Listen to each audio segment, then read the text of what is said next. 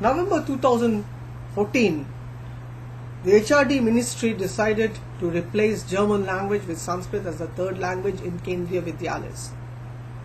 And the argument was that this existing arrangement was violating the three-language formula.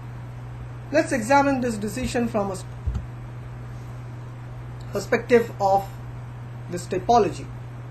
Now, as one can see, the media reported different angles of this decision, but this particular media report, which I have highlighted, that it showed a lack of empathy for the students.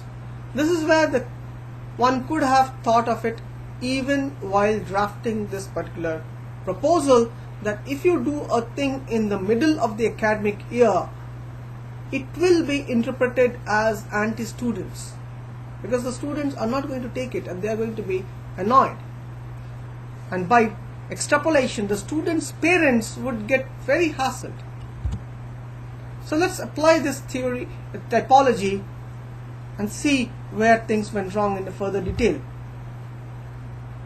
First, from a domain maintenance perspective, the changes were announced in the middle of the academic year. No thought was given to children's problems. That means one stakeholder who tomorrow will be the voters have been ignored. No thought to the middle class voters whose children are studying in Kendriya Vidyalaya.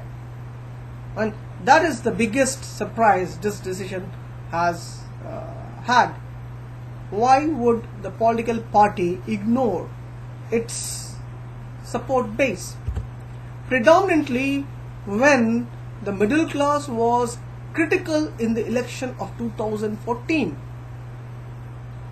The disruption of operations, it's a small issue, it's a technical issue, but it is a critical issue. How would the students be catered to in the schools? Suddenly you have all these students shifting from one course to another course in the middle of the year. But this, you are destroying bridges with the existing voter base. Why? So therefore, from a domain maintenance perspective, I would probably say it's a negative. You are trying to make the current voter base angry with you, and you have succeeded. You have destroyed the bridges, or you are in the process of destroying bridges with middle class voters. But the most important thing was about media. Media was very anti-UPA government due to multiple scams. And suddenly this incident gave them a new target. So if I look at it from a strategic perspective now, did this decision lead to expansion of its voter base, its constituencies? Did it add any new stakeholders? No new support base emerged. Prima facie, nothing strategic emerged from this decision. It's predominantly an ideological decision. And unwillingly, RSS got dragged into the picture. So therefore, it's a big negative. If you look at this positioning of this decision, therefore it's negative. And it's a very unfavorable zone and an unforgiving zone for any political party.